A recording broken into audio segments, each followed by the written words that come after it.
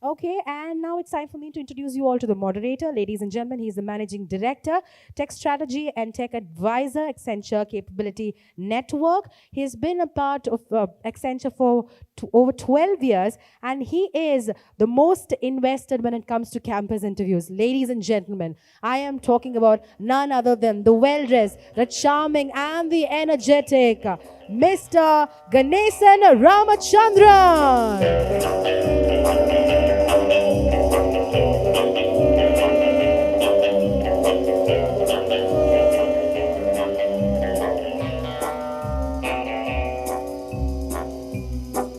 Welcome, sir. All right. Good evening, everybody. Thank you for making it the third successive year we are doing this Accenture B-School Strategy Challenge. We have an elite panel of clients, Accenture leaders, and the students. Welcome all to this grand evening. I think the panel discussion is the most interesting aspect of this evening. Sanjay talked about pivot, wise pivot, talked about pivoting to the new. And as we know that 25% of the world's economy by 2020 is going to be digital in nature. And the advertisement mix is moving towards digital marketing, even up to 2/3 in the next 5 years. So what we are seeing is a massive disruption. And here we are, people from different industries who will come and talk to us about what they are experiencing. We are picking up 4 subtopics within it, and then we will be deep diving into each of them. Without much ado, may I invite Sanjay Davar, the birthday boy. Sanjay, please come.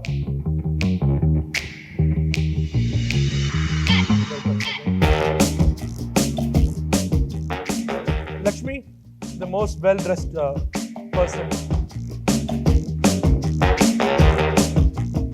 Welcome. Thank you. Christopher Arnold, Director Analytics of Wells Fargo India.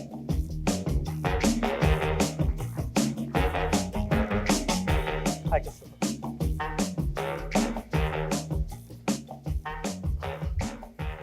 Sanjay Singhal, COO, IDC Foods. Sanjay, welcome.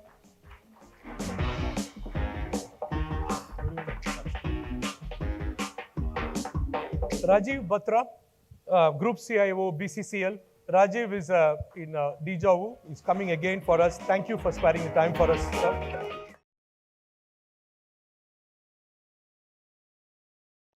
Samit Sridharan is a travel specialist freelancing right now, ex-COO of SpiceJet and President and CEO of ClearTrip.com.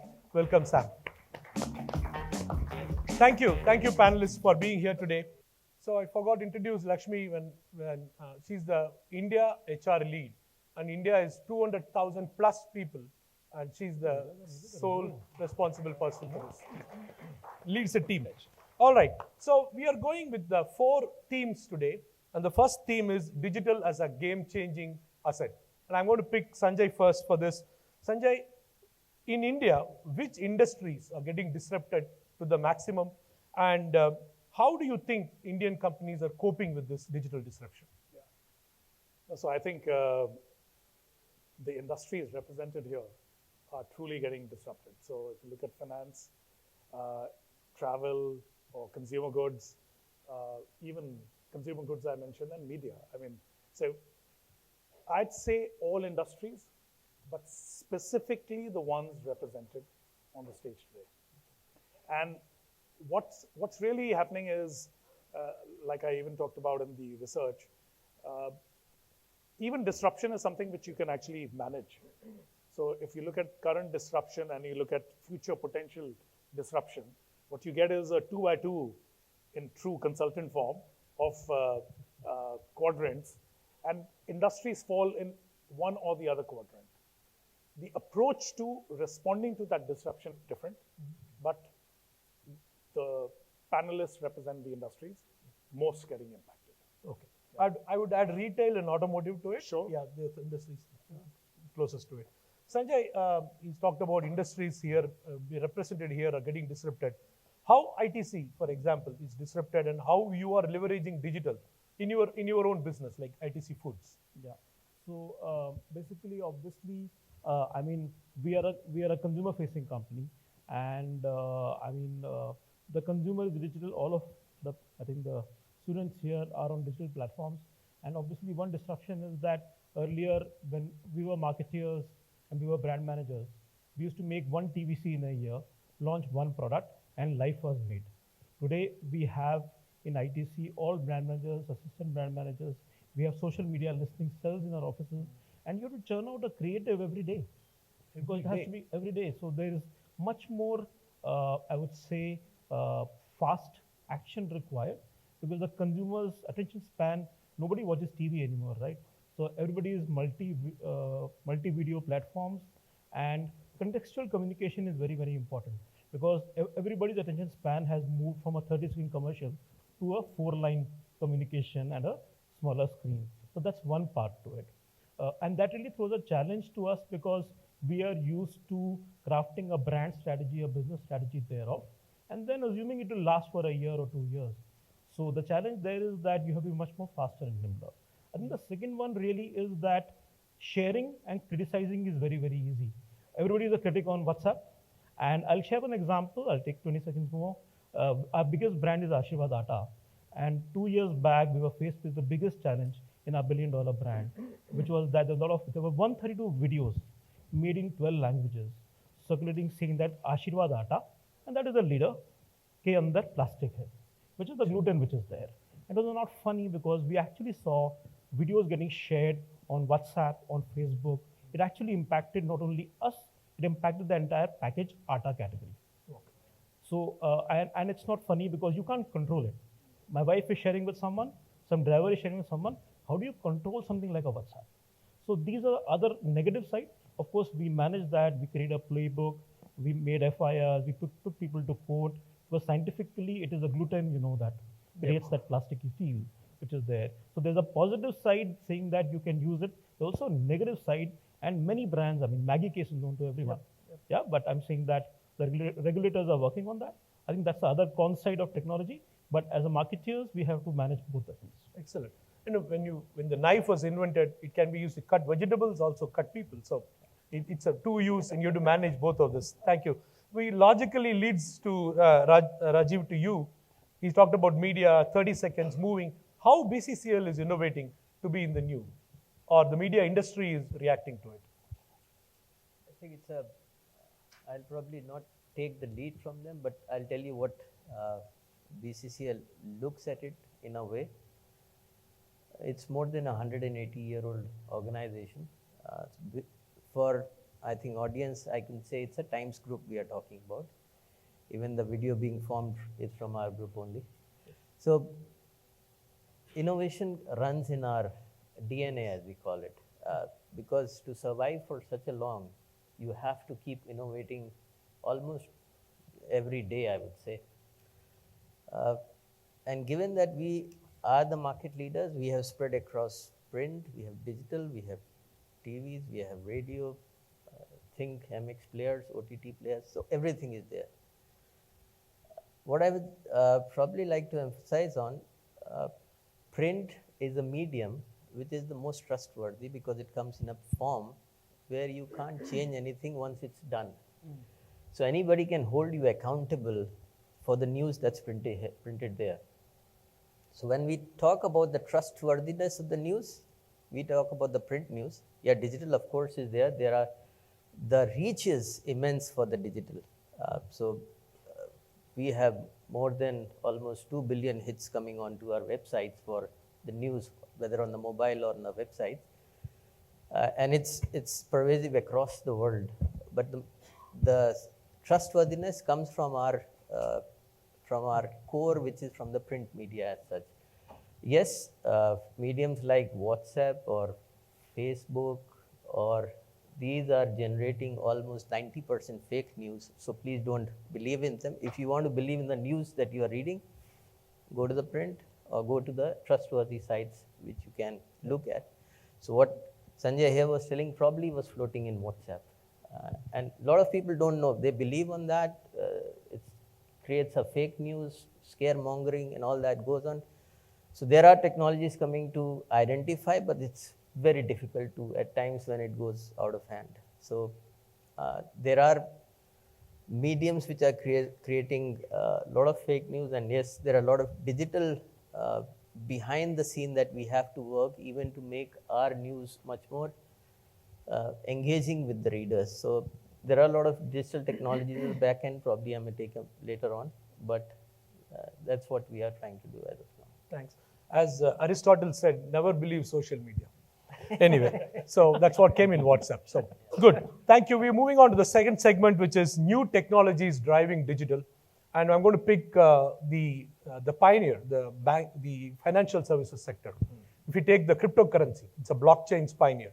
So all the compliance, the internet-based banking. So banking sector has been in the forefront of creating, adapting new technologies. So you think this trend will continue, that banking sector will be in the forefront of the emerging technologies? And what do you think is going to be the shape of future to come in this?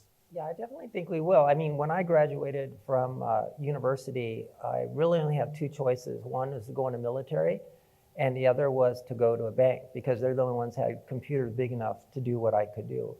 And so I think banks will continue to do it. You know, this thing about blockchain, you know, which is the public network, and distributed ledgers, which is private network, that is a B-school study in itself, and from the perspective that it really hasn't been adopted.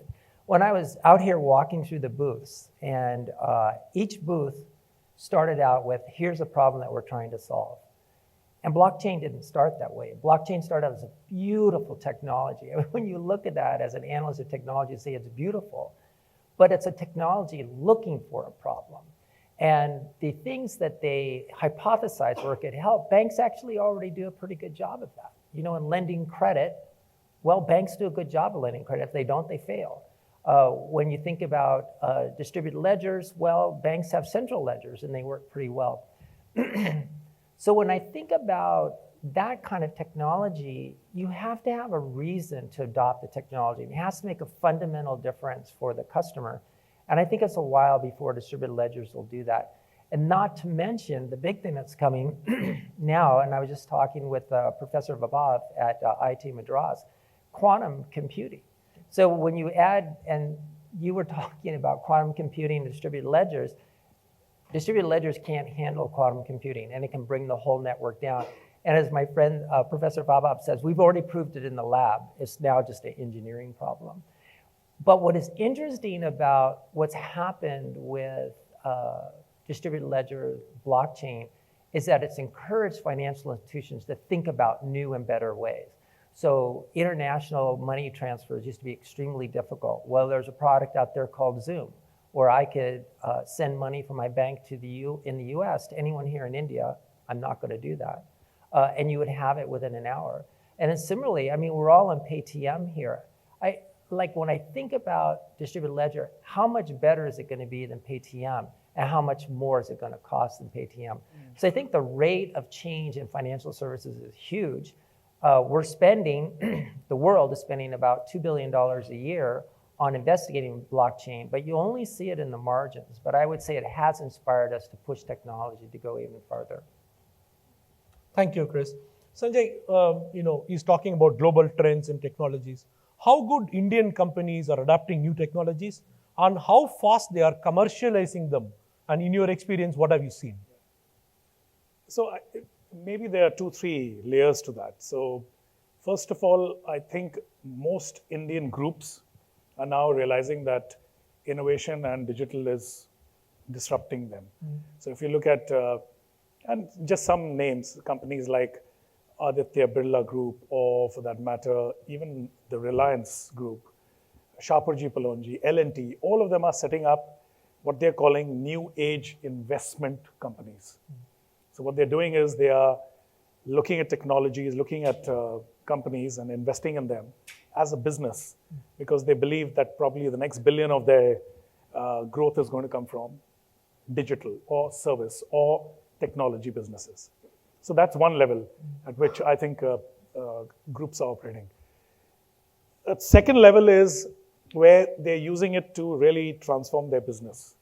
So we've got so many examples of clients where earlier we would do, let's say, a sales acceleration, a market share growth program for them using traditional consulting mechanisms. Today, they want us to do it more analytics-led. So they are adopting analytics to really create a data lake, then create a customer analytical record, look at both the data which is available within the company and then outside available data, and then do a lot of analytics around it to arrive at the insight and then say, okay, this is the action we need to take. So I think there is both from the future standpoint, investments taking place in companies to invest by groups, and also within the business. So I'd say it's happening at both levels. But I think the one thing which I don't see happening enough, and I worry about that for India, is not investing enough in actually reskilling the people. They're just not investing enough behind people. So Yeah, so the trapped value in the existing data itself is tremendous, Yeah. even now after advancements of so many things. That's what you're saying. So Rajiv, what kind of innovative technologies the BCCL and media companies are using for your digital transformation? I think right from what Sanjay has been talking in the previous session, start like with bots. Earlier, a lot of research work that we were doing was doing manual, where people had to go read the sites, make analysis, do infographics. So earlier you used to see very less infographics appearing in our publishing side or on the digital side. But today you will see the bots doing the job of humans within like hours, which used to take weeks. And then based on a lot of editorial analytics that go along with it, we are able to generate infographics and much more engaging news, which gives a clarity to what the research is about in a one look. So earlier you need not figure out what it's wanting to convey, but it's not very clear what it wants to convey, and you get it on the first go. So a lot of condensed news for a larger duration appearing in a very a legible way for you to read is what's coming up.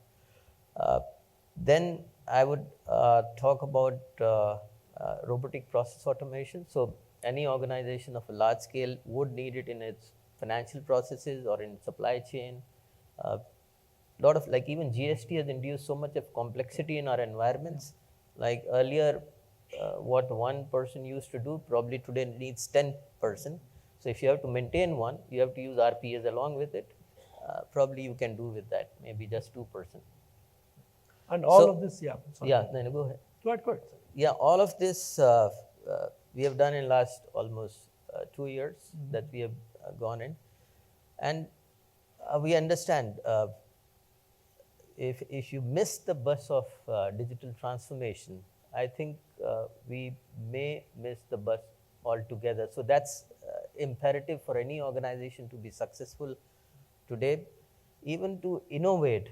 A lot of the innovation which come from grounds up in our organization are very digital centric, even to assist print. So even like platforms like Citizen Reporter we have, which is a crowdsourcing platform, news platform from the local news, which we open it to the normal readers.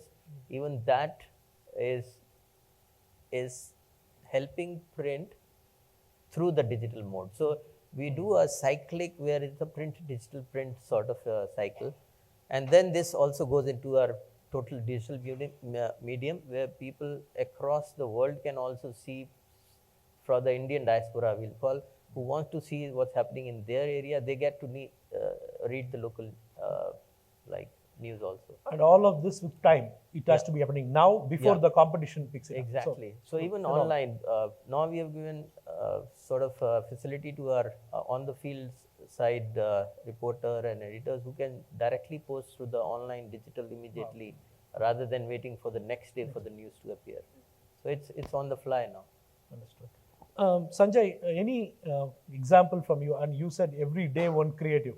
So any technology you guys adopt to ensure that you are emerging as a leader there in that space? What is that? So I'll take off from where Sanjay talked about the fact that ultimately there's a need for reskilling.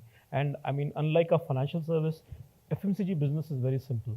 You make a product, make an ad, but the problem is you have to go to 3 million, 4 million outlets every week and sell it. And ultimately the reality of my business is that the person who's booking an order for my atta or biscuit or juices or snacks or whatever is ultimately a 10th pass guy whom I have told, boss, I have 150 SKUs. 20 of them have a scheme, 30 have communication advertising this month. Go and tell 40 outlets in that beat you have to do today that please communicate that. And just imagine what we are cooking, my 40 brand managers in Bangalore are cooking up, and who's the guy executing it? That is the basic challenge. So we were at the forefront, and I think there are other companies also who actually have given digital assistance to our salespeople, to not a salespeople, to a distributor salesman. And we have a few thousand of them, I think 10, 12,000, I don't know how many. And it is not only about giving them a device to say how much stocks, what is the scheme on each SKU he has to sell. When he's standing, he has that 20 minutes with the retailer. That's all he gets, right? Amongst in the entire day. There are also analytics behind it, which is basically that this retailer bought how much of Ashirwad atta 1 kg last month. Given his rate of sale in the last 1 year, he must be running out by now, because you can't go and count his stock. You have to listen to him, what he's ordering, or you have to guess at what he wants. And number 3, there's a scheme on Ashirwad atta. Please sell him 3 more pieces because he'll earn 5 rupees more. So that's the analytics, because ultimately what you spoke about is basically the executor for a Swiggy or for us is a 10th pass guy. And how do we acquire him? These are things which one is trying to do. And obviously there's a lot of turnover happening. We also run hotels. There's turnover of people. If a distributor salesman doesn't go in one route, that route of 40 shops is going to be covered in after 1 week. And I will not be able, my customer, if he comes in to buy, let's say, a juice, he will not get the juice. So also exception reporting saying that this salesman did not go, please send someone else, or call these 30 retailers, and we have call center in Calcutta now, call these 30 retailers and ask them what do they want. So these are stuff which we're trying to do. So digital and a backup to ensure that customer is not suffering. So let's move to the third segment, which is customer, consumers. So I'll start with Sam, first with you. Travel, transportation, most of us are, you consuming travel in a different way. So what do you see, and the travel industry has been in forefront in terms of booking tickets, providing the experience, quite a few things. So what is the next wave of disruption happening in the travel industry? Okay, so let me maybe spend a little just to talk about travel and why it's been at the forefront of technology adoption, right, in the past, and how different is it now. Travel is and specifically my focus and context is the airline business, right? It's an extremely asset-intensive business, extremely operational intensive, probably the business that gave checklists to the world. If you read a book called Checklist Manifesto, you'll figure that the first checklist came out of a Boeing test pilot, right? And it's so complex and so many moving parts that the first place where technology in a large scale got adopted was on the cockpit of the airplane, right? And that slowly, and this is between the 60s and the 2000s, as we entered 2000s, went from the cockpit into engineering, into back office, into operations, into revenue management, into inventory and pricing and control, into CRM, right? I think that year between 2000 and 2010 was a big, huge vacuum in terms of just the technology adoption in the airline space, right? So it kept maturing in all of these parts, but the one wave that airlines, because they are typically so operationally intensive, didn't catch was the consumer adoption, right? Which is the world we are in, right? How quickly consumers are adopting to newer technologies and how is that impacting the way they make decisions, and what does that mean for an airline or a travel business in the way they approach that, right? Which is why across the world you saw the emergence of intermediaries, online intermediaries, which specifically focused on filling that gap, right? If you today sit back and look at the top few trends that emerges in the internet economy across the world, in my mind there are 3 key ones, right? One is this entire thing about personal plus collective data, right? And how that can eventually lead to better experience delivery, right? That's one theme that you can probably see across many of the businesses that you see today, right? The second theme that you see today is a lot of it is about the consumer and how has he evolved in terms of his interaction with offerings out there, right? Instant gratification is something that you hear more or less across the board, right? Whether you are a FMCG business or a newspaper or a financial service or a travel business, right? Consumers want things here and now, and if you give it to them 1 second later, it doesn't matter. It's gone, right?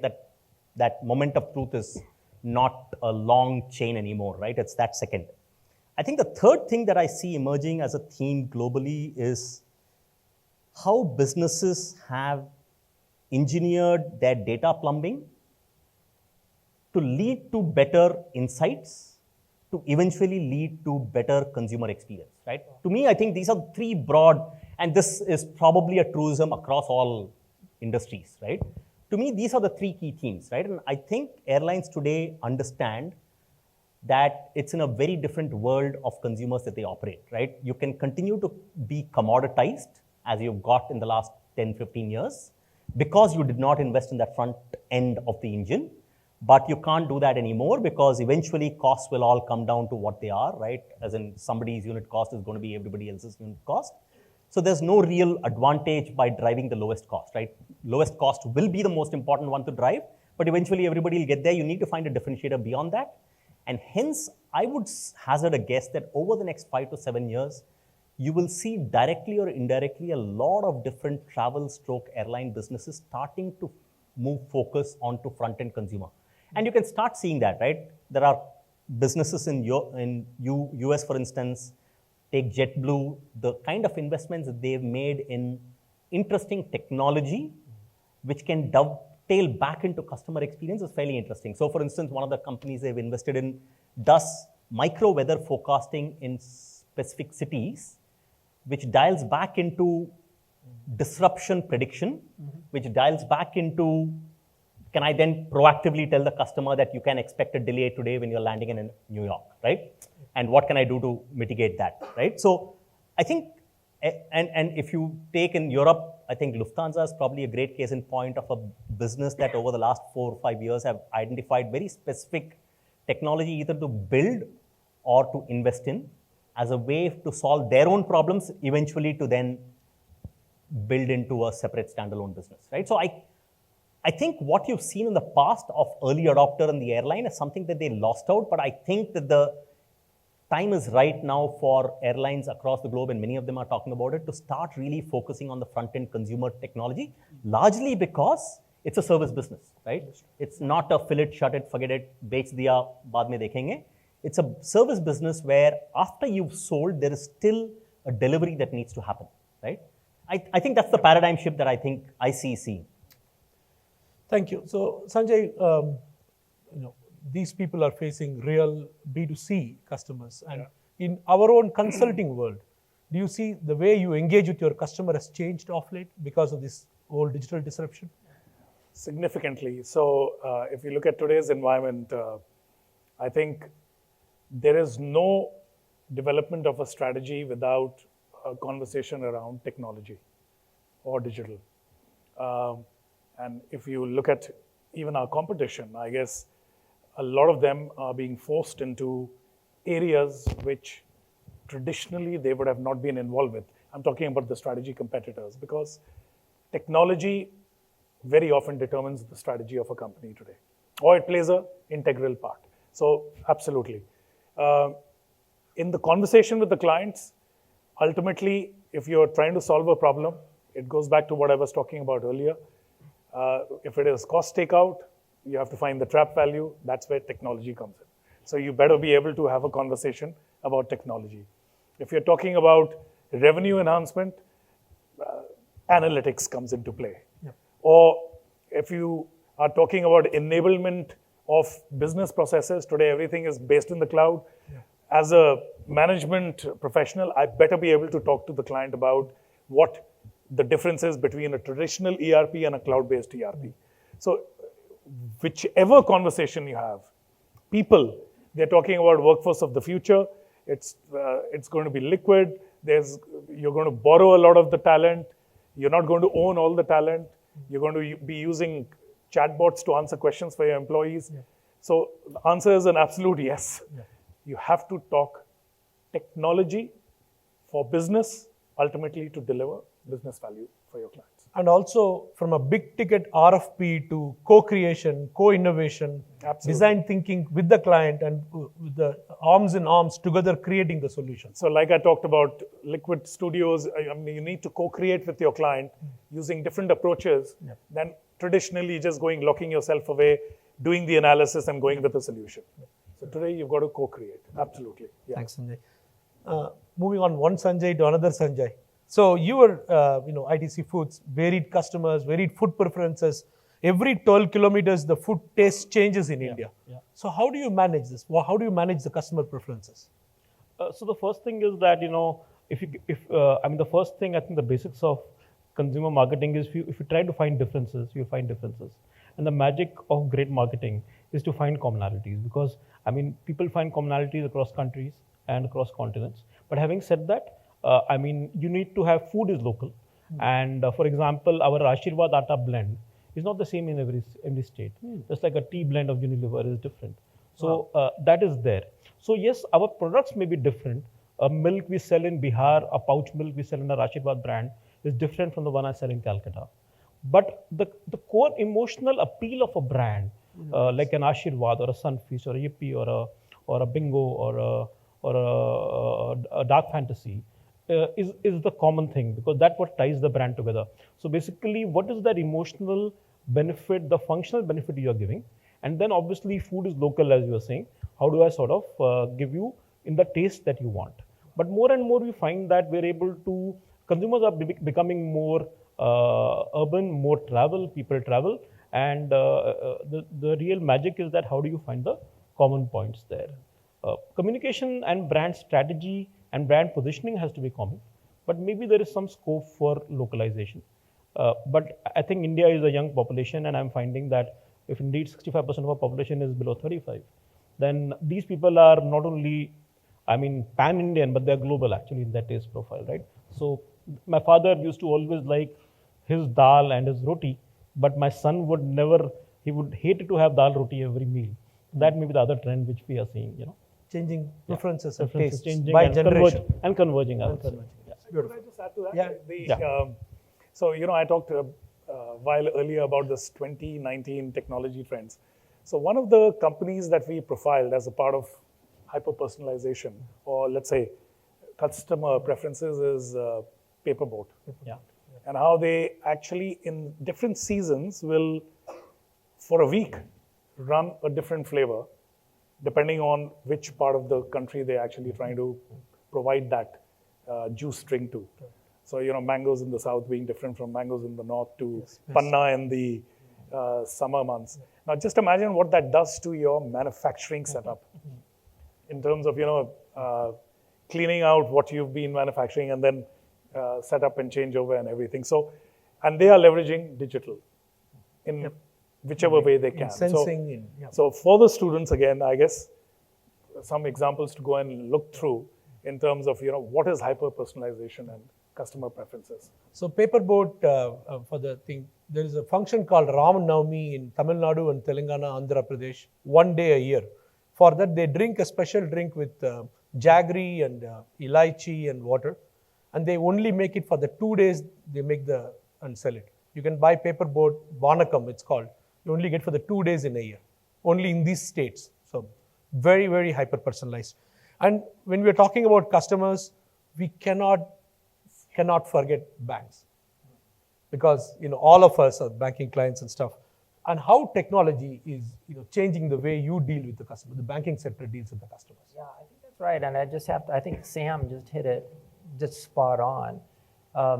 And it is technology, but we're also combining technology with design thinking and also ethnography. So where banks now hire teams of ethnographers to go and sit with customers, whether they're consumers or whether they're corporates, to understand how they want to use banking. So it's not just about being on your phone or being on the computer anymore. It's really about, depending if you're doing complex stuff, do you have some kind of VR system where you can interact with the banker? And it's very exciting to see kind of the combination of technology with an ethnographic focus to allow us to better deliver hyper-personalization to our customer. And I think the next, and I'll talk about two other areas. Another area is really around what we call personalization. And this really gets into machine learning, chunking through the billions and billions of transactional data that we have, along with external data about what the market's doing, so that we can come up with designs for our customers to give them what we think they need at the time that they need it. Now, this is a tremendous shift from the way it used to be, which is you do a logistic regression model, they say, oh, it looks like they could use a credit card, but this is much broader than that. It might be, you're not using this product anymore, why don't we just shut it down? Or it might be someone just to give you a call and check to make sure you know how to use a product. So it's much broader than just pushing financial services products. It's really about being everything that a bank could be to a customer, when and where and how that they want it. The last issue, and this is probably the biggest hot button in banking today, and this is customer sentiment. And I'm not just talking about complaints, but complaints is a good place to start. So a typical bank in the Big Four receives over 1 million complaints in a month. And these could be over the phone to a telephone banker, they could be in a branch, but more often they're on Twitter or Facebook or WhatsApp. And banks are responsible for capturing all of that information and cataloging the information. So originally it was required by regulators that we do this. But now we've expanded, not just about negative, but to really understand what our customers want and what they need and what they're complaining about. And this really dives deep into natural language processing, which is one of the scariest parts of artificial intelligence, but also one of the most exciting parts. So I think, all fully in line with what you said, Sam, and I think Sanjay also, used the term several times now, hyper-personalization. That's directly where we're going. Beautiful. Could I just add to Yeah, that? please. More from a people perspective, so I'm looking at it like from an HR leader. All that we've heard in terms of how we apply hyper-personalization principles to your customers, if I look at it from a talent perspective, the customer, we've actually looked at employees and flipped them and said, those are also customers, internal customers. And so anything that we do, for example, if you want to change a simple thing like even our onboarding and transition experience for our people, or if we look at why people are actually leaving, or if I want to change my recruiting experience for candidates, our approach has been, interestingly, what you said about customers, understanding what they want to experience, what do our people want to experience in an onboarding or a transition situation, or what do our candidates want to experience from a recruiting, and how do I look at various data sources, some text, and therefore requiring a lot of text analytics, some data in terms of your exit interview feedback, some stuff that's lying on Glassdoor or other social media platform, and kind of leverage analytics across all of these elements to really understand what is important for our people and why do they stay and why do they leave. So the play is, I think, if you just flip the angle to our people, I think all of the elements we discuss is equally applicable in the context of the talent as well for us. Right. So just a nuance to it. So the digital typically has customer, consumer, vendor, employee as the 4 major stakeholders whose needs need to be addressed. So now that you jumped the gun about talent, so we'll shift to the topic of talent right now in terms of talent skilling and future readiness. So technology is changing rapidly. It's changing, the life cycle of technology is so short. And Accenture, we have a fixed set of people we have hired and kept. We have hired COBOL people sometime back, long years back. Some of them are even now used. And then sprung to Python to latest ones. How Accenture copes up with ensuring that the people are relevant to the current set of changing technologies? Yeah. I think I look at this as 2 large segments. The first is, of course, our leaders. And I think Sanjay talked about how do you change the leadership from being operator mindset to more an entrepreneurial mindset, especially when you're pivoting wisely to the new. So that's one stream. I don't know how many of you caught what he said on his slide, something called the leadership DNA. Did you all see that? Stuck away in the corner. Anybody caught it? Some nods here. Okay, you're paying attention, clearly. So one part of the whole thing was how do we help our leaders transform to the new by operating very, very differently in this new world. You cannot be direct. You cannot be directive. You have to be collaborative. You've got to be responding more agile. You've got to be constantly innovating and creating an environment where people can innovate, And of course, to your point about personalized, hyper-personalization, how do you create a truly hyper-personalized experience for your people? So that's kind of at the leadership level. But for everybody else, did you all catch another number that Sanjay shared? And I'm going to ask you what that number stood for, $1 billion. Anybody caught what that was for? You can ask me. You are not a student yet. Once you I'm go back learning. to college, I'm I still will a ask student. you. Yes. Anybody caught what that $1 billion was? The slides are gone. Anyone paying attention? No? No one? No one from this table either? I saw some nods for the earlier DNA. Okay, the $1 billion is what Accenture invests globally in training our people.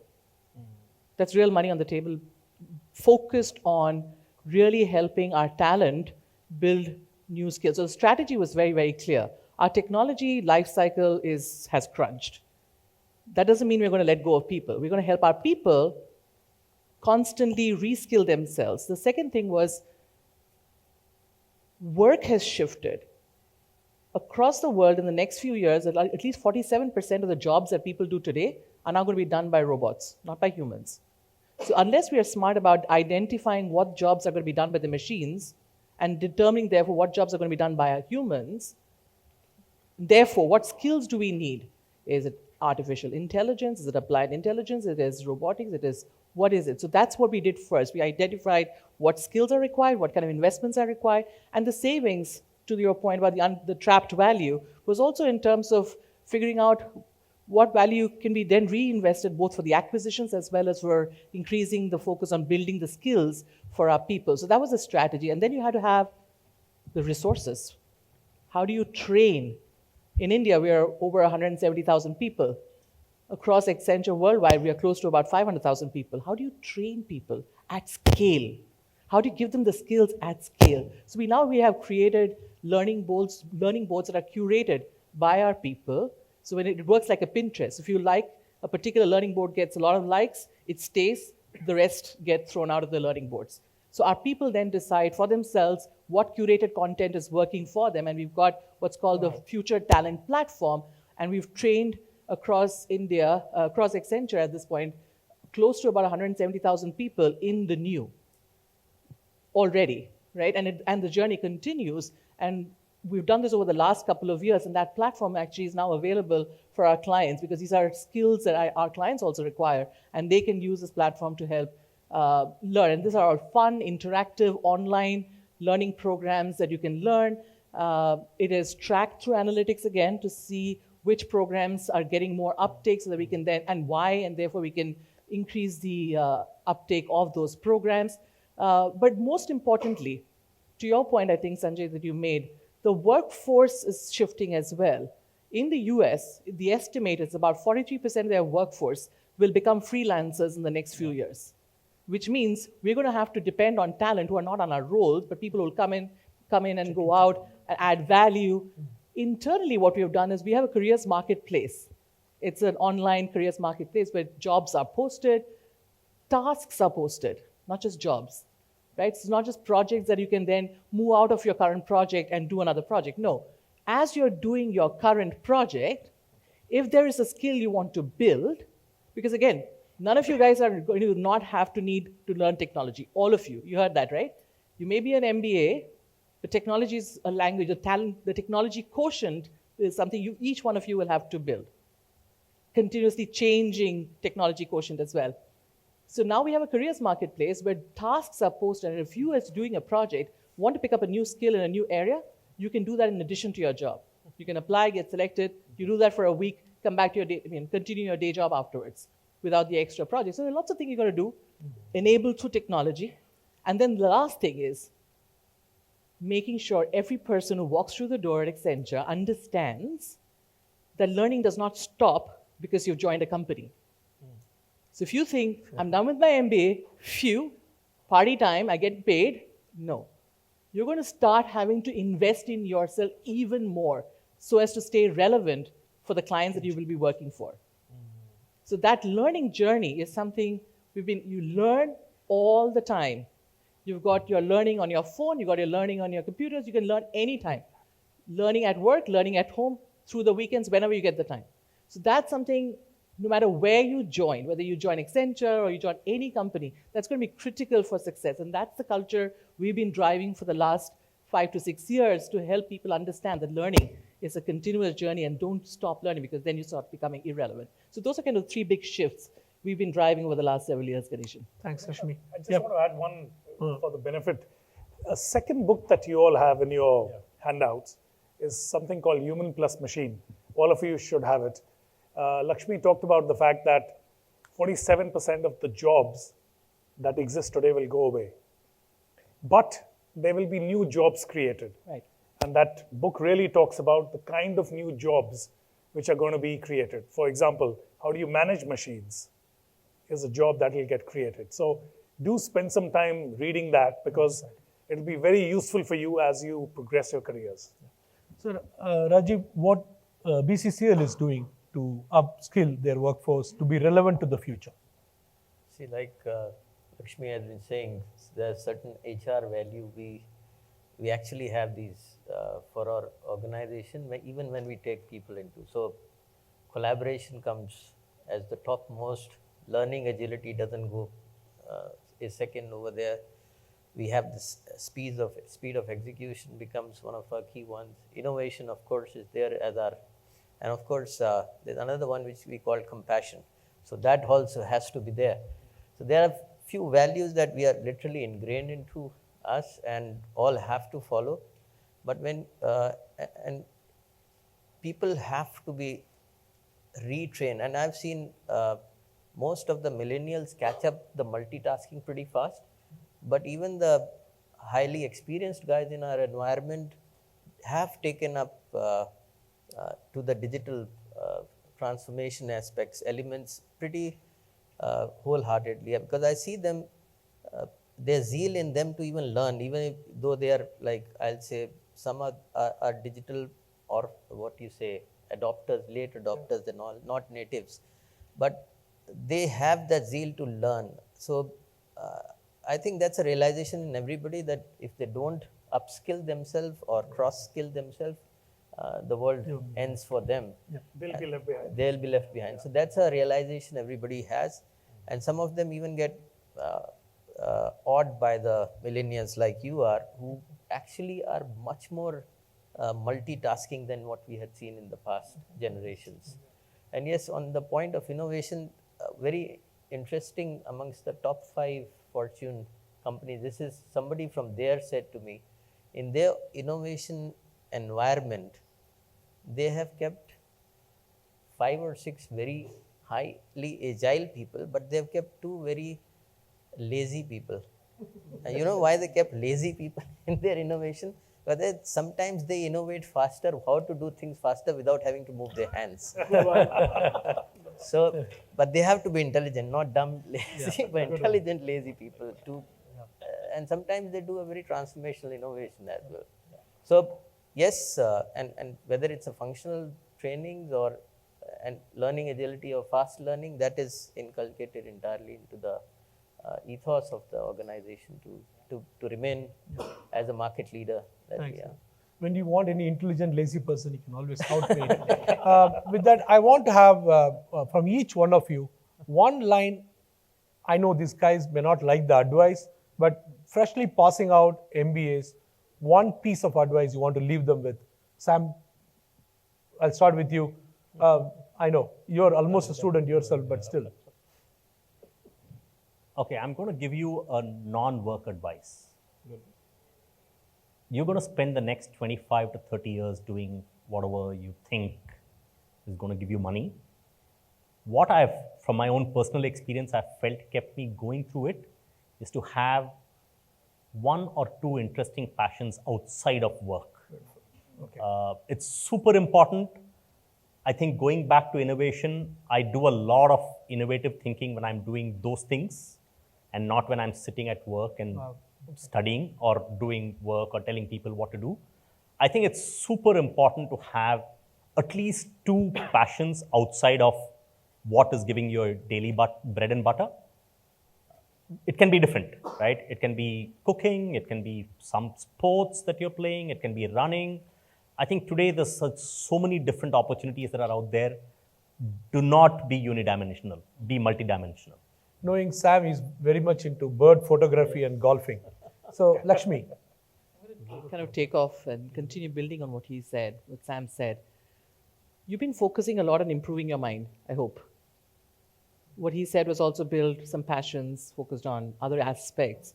Think of it in 4 dimensions: mind, body, heart, and a soul. Wow. Think about all 4 dimensions. Think about how you can make yourself a lot more mentally alert, agile, focused, constantly learning. Think about how you can keep yourself physically always energized, excited, ready to go.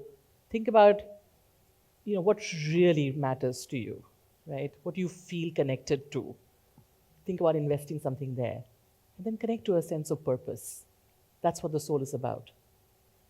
Whatever you do in life, think about whether it's meeting that soul purpose, because otherwise, you're going to be from one year to another year, different jobs, different career levels, different compensation, whatever drives you. But at the end of about 30, 35 years, you're like, I didn't quite get to where I wanted to get. So every year, at the end of the year, or whatever time frame you choose, think about these 4 dimensions and think about, what have I accomplished in 4 dimensions and not just 1 dimension? Thanks, Lakshmi.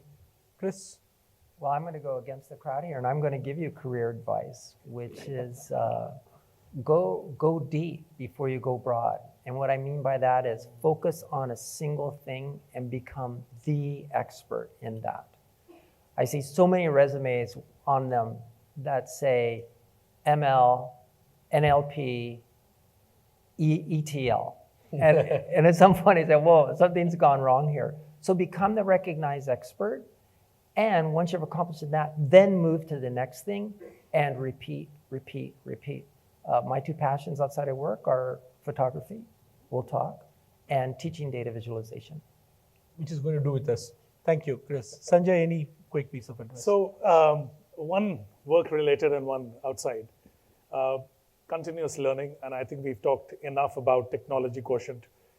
I would strongly urge you, as you are starting your careers, to think about applying digital and technology to business. So that's something you have to stay abreast of. You guys and girls are all going to grow in your careers. The one quality I would urge you all to really possess as individuals is humility. Yeah, stay grounded. Nobody likes to work with a cocky person. So stay grounded, stay with a lot of humility, and you'll go a long way in life. Thanks, Sanjay. Sanjay. So taking off from humility, I think the one thing I'd say is that be yourself. There will be situations in your life when your organizations or your bosses would like you to change. Adapt, don't adopt. Because what has taken you have reached here in the last 20, 25 years is because of what you are. Don't try to change yourself wholesale. Be who you are, be true to yourself, and communicate from humility. I'll take on. Communicate always to yourself and your team members and your organization, your true self. Because the true self is what has brought you here and will take you further in the next 30, 40 years. Yeah, be yourself. All other roles are taken away already. Yeah, sorry. So simple advice, while innovating outside, keep reinventing yourself as well. Every phase will have a new you. So don't straitjacket or label yourself as something. Yes, you should have strength, what Chris was saying, but keep innovating yourself. So then adoption becomes the key there, and that's how you, and I will also say try to share your knowledge as much as possible, because that lets you grow much. And when you get into the job, don't think you know everything, because you won't know anything when you are there. So you may have to keep relearning. And one of the fitness thing I would say, I like to run at times. Yes, it keeps you fit all the time, but keep one passion which you like always, 1 or 2 maybe, but one is easier to manage, I would say. And everywhere, yeah. Okay. Thank you, panelists. Really appreciate. There are more than 150 years of collective years of experience here, which came out. So hopefully you got some glimpse of what to expect in future. Thank you for sharing your time and experience. A big round of applause for the panelists. Thank you.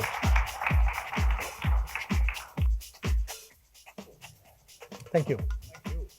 Nice, Ajay. Group photo? Yep, please come. Yep. And Mr. Ganesan, before we finish the session, we have a few questions. Let's come from the audience. We'd like Yep, for the... please, we'll, as we post for photograph, please ask us. Oh, wow. We have time running That's out. due.